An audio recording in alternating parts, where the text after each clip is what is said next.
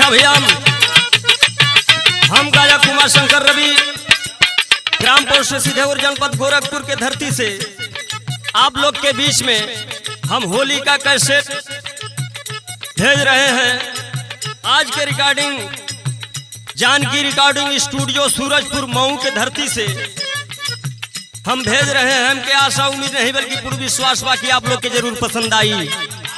का हो भौजी आओ काहे मन मरले बाड़ू लागत भैया रथ का देखा हम जाना तनी कि होली में तू गौराइल बड़े घरी खाली भैये के देबू कि हमहू के। आओ अरे ऊ ना मांगत है पगलाइल ना खाली भैये का जवाब देबू कि हमरियो जवाब देबू। अच्छा तो ये न बताओ हाँ जवाब मांगत ही ना तो ऐसा जान बोलत हुआ।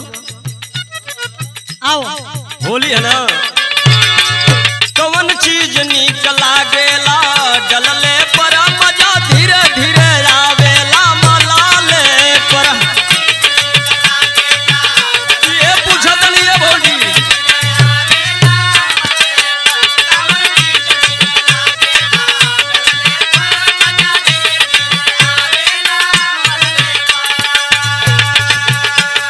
अच्छा ये बात बा।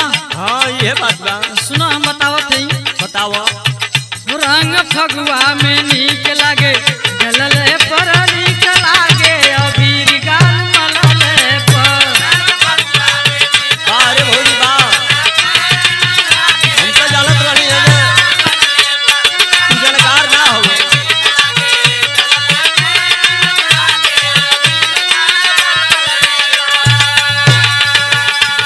बड़ा जानकार बड़ू ये भौजी। हाँ तो तब का। लगत है कि तो के भैया पढ़ावेला रतिया में। अच्छा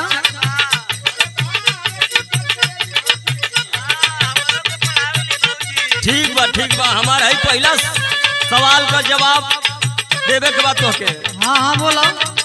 कौन चीज बिना मरद के न पारे। अरे जियो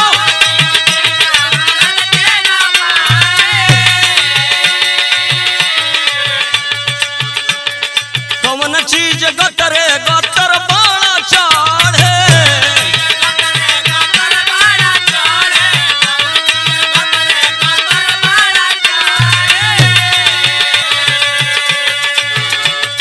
कौन चीज बिना मरद के न पारे। कौन चीज गतरे गतर बाड़ा चढ़े। कौन चीज निकला गेला चलला पड़ी।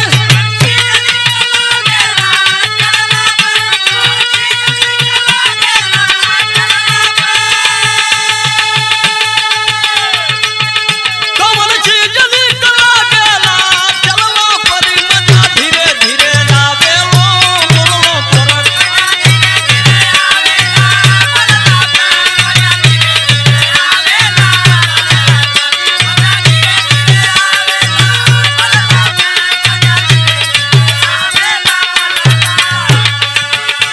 अच्छा तो सुनो सुनावो हम बतावत हई बताओ। मंगिया में सनुरा पिया बिना पाए।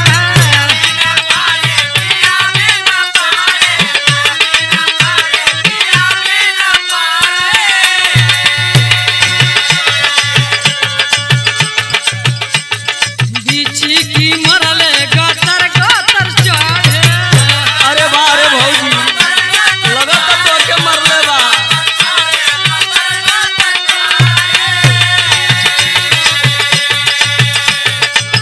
नच के पातर कमरिया चलले पार।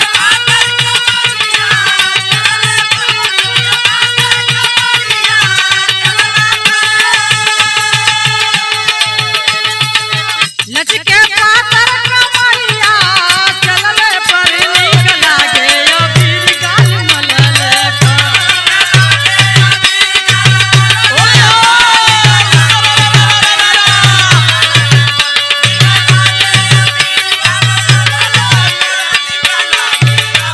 अच्छा भौजी हाँ हाँ बोलो।